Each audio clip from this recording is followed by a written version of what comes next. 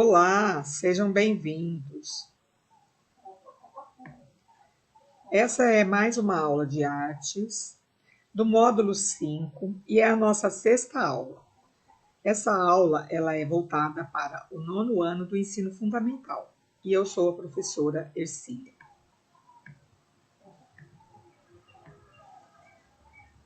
Bom, a nossa pauta geral é sempre a ancestralidade, ou seja, o nosso passado.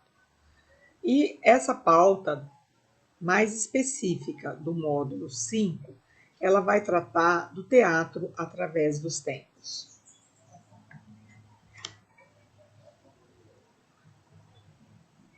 O teatro está entre outras formas de arte, como a arte da representação. E ela pode estar entre filmes, novelas e teatros. Existem algumas diferenças entre o teatro e o cinema. Ambas são linguagens da representação, certo? Porém, no teatro, a ação ela se desenvolve no tempo presente, ou seja, diante do público. O público está ali e a ação está acontecendo. O artista e a plateia no mesmo espaço, diferente do cinema e da novela, né? Em tempo real, os artistas vão produzindo teatralidade. Vamos falar um pouco sobre a origem do teatro, que se encontra na página 53 da apostila de artes aí de vocês. Bom, o teatro ele tem origem na Grécia Antiga, por volta de 5 anos antes de Cristo. Realizava-se simultaneamente alguns rituais festivos, com muita dança, muita comida e música, que era uma festa, digamos assim, para homenagear alguns deuses, entre eles o Dionísio, que é o deus do vinho e da fertilidade. Quando a gente vai numa festa que está muito boa, né, a gente costuma dizer que essa festa estava dionisíaca, ou seja, estava muito boa, muita fartura, muita comida, né, pessoas muito alegres, muita música e com muita música. Nessas cerimônias dionisíacas, havia sempre um coro que acompanhava os ritos, os integrantes se vestiam de sátiros. O que é um sátiro? O sátiro ele é uma divindade menor da mitologia. Por exemplo, tem os deuses, né? Mas o sátiro ele não é um deus. Ele é uma divindade um pouquinho abaixo. E ele é metade homem e metade animal. Ele tem caudas, patas, orelhas de cabra, pequenos chifres na testa e uma barba longa. Geralmente esses sátiros, eles iam ali nos rituais, eles tinham em suas mãos alguns instrumentos musicais que eles iam tocando. Preste atenção na cerâmica da esquerda, né? O que é a figura de um sátiro. Olha só, metade homem, metade animal, né? Nesse caso aqui, ele não tem um objeto musical nas suas mãos, mas na figura da direita tem, olha lá, metade homem, metade cavalo, outro tipo de sátiro, né? E ele tem, parece assim, um chocalho ali nas suas mãos.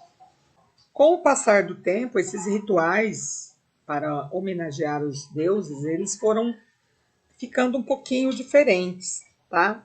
E começou a acontecer ali um jogo de perguntas e respostas.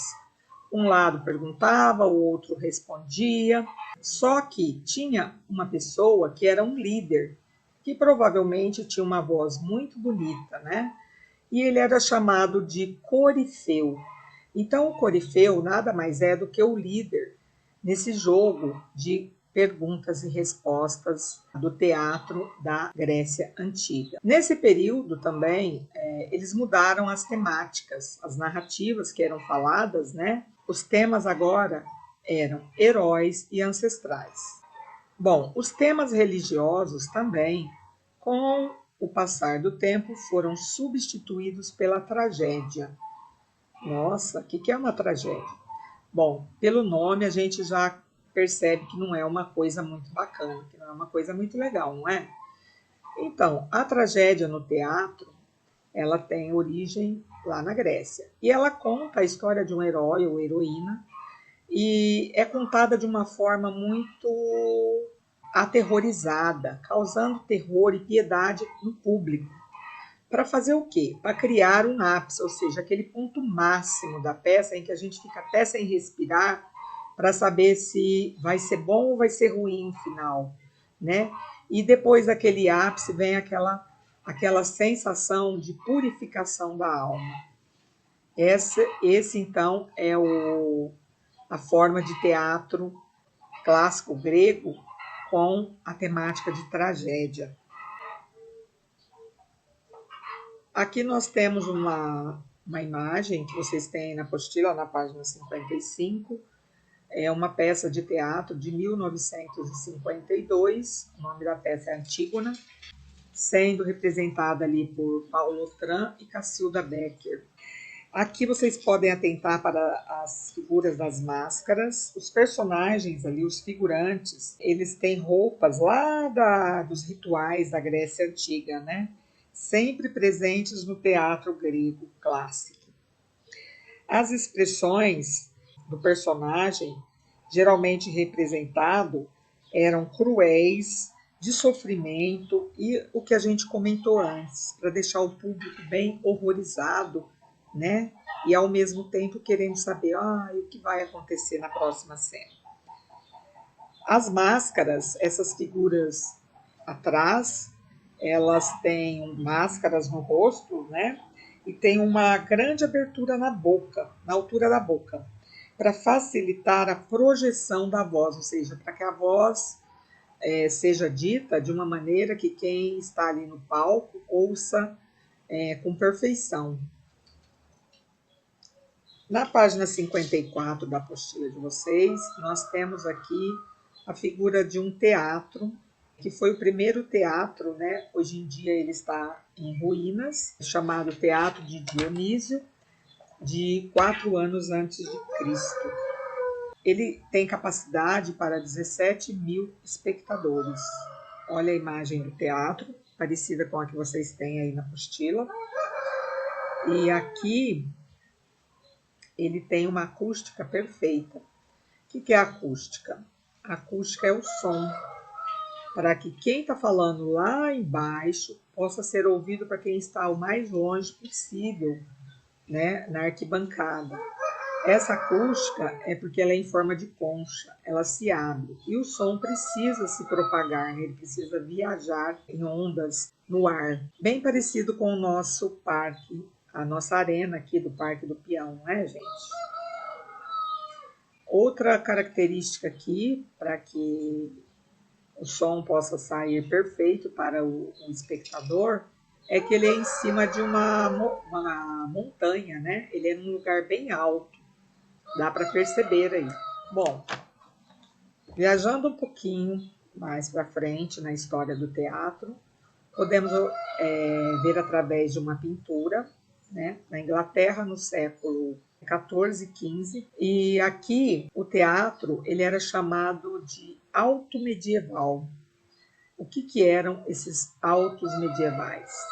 Bom, eram passagens da Bíblia que eram encenadas para o público. No início, essa encenação era feita dentro das igrejas, ali naquele momento da liturgia. Liturgia pode ser um drama, por exemplo, quando vai entregar a hóstia, que faz toda aquela celebração. Essas apresentações eram feitas em latim.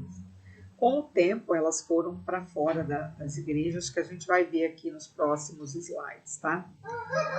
Outra coisa interessante é que toda essa encenação era feita para difundir a doutrina católica.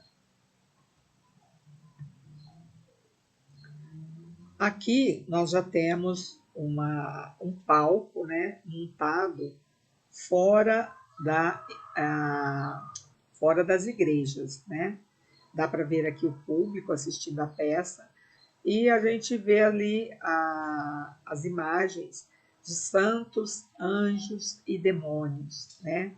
Sempre presentes nessas apresentações.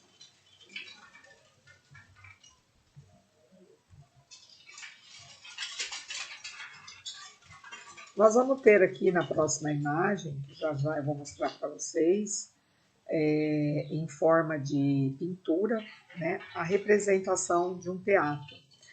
E ele contava com o que era chamado de mansões. Mas o que são essas mansões?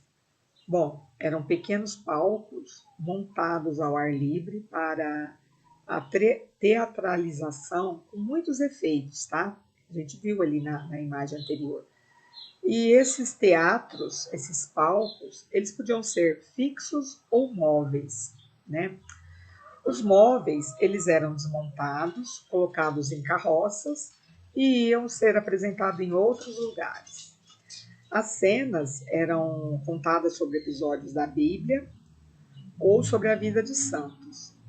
As encenações ali nessas mansões, elas aconteciam simultaneamente, ou seja, ao mesmo tempo, em diversos palcos montados pela cidade. Dessa forma, o público ele tinha que ver a primeira, a segunda, para saber como seria o final, porque existia uma ligação entre cada apresentação.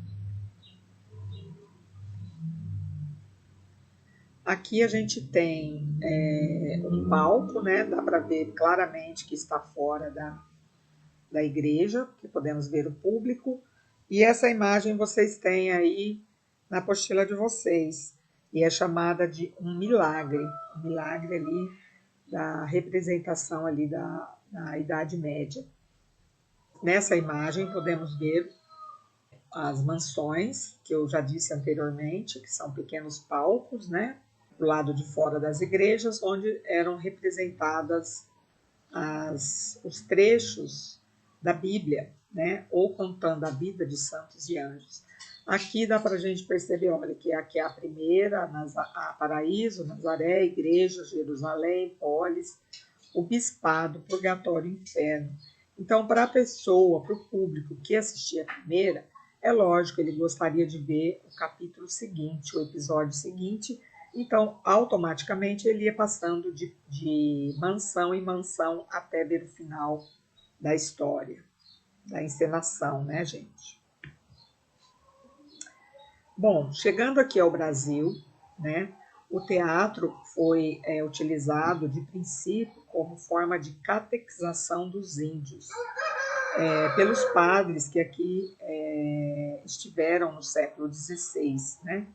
Entre eles o padre José de Anchieta. Também esse teatro ele era uma forma de passar fé e os mandamentos religiosos cristãos. Só que tinha uma diferença, a linguagem não era mais em latim, tá? Ele podia ser apresentado em português, espanhol ou tupi. E era assim, bem agradável, uma peça bem leve, diferente dos sermões, né? E outra coisa, os índios sempre participavam dos autos.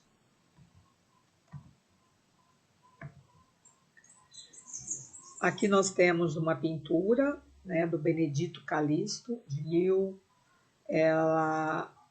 1927. E essa pintura ela se encontra no Museu Paulista, tá?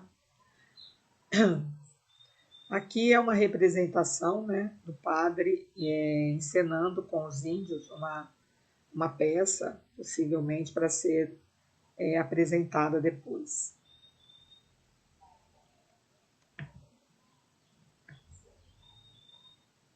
Temos aqui uma imagem, uma pintura também do Benedito Calixto, que eu acho muito bonita, né? Seria a imagem de São Francisco pregando, escrevendo ali na areia, né? E os animais todos ali em volta. Bem bonita essa pintura. Chegando ao final, mas não antes, sem passar a nossa atividade, né, pessoal? Bom, Eu vou explicar aqui, mas vocês vão fazer aí em casa, depois com o tempo. Vocês vão dobrar uma folha do caderno ao meio, no sentido horizontal ou vertical, como vocês costumam dizer, deitado ou em pé. E aí vocês vão observar a página 53, que tem um vaso, ou olhar aí na casa de vocês um vaso para poder se inspirar. Olhando no vaso, vocês vão desenhá-lo só a metade, na metade da folha, e vão recortar. Quando abrir a folha, vocês vão perceber que tem um desenho com os dois lados iguaizinhos. Isso é chamado de simetria, tá? Após recortar, pode colar no seu caderno, mas após recortar, pode colar no seu caderno. Deixe secar e pinte a gosto. Numa outra folha, desenhe um objeto que tem adquirido nesse período de isolamento um significado muito importante para você, que você goste muito, que você se identifique. Pode ser qualquer objeto, tá? Olhando para ele, você pode desenhá-lo ou você pode tirar uma foto e imprimir, se você tiver uma impressora na sua casa. Pintá-lo à vontade com tinta, lápis de cor, canetinha. Recortar e colar no vaso que foi feito lá no início. E a terceira parte da nossa atividade é que vocês vão em uma outra folha, que pode ser dessa vez uma folha pautada, vocês vão escrever um pouquinho, um pequeno texto sobre por que esse objeto que você escolheu, ele é tão importante para você. Conta um pouquinho dessa história para a gente e depois posta lá no nosso grupo de WhatsApp. Bom, gente, vamos ficando por aqui. Eu espero que vocês tenham um bom fim de semana.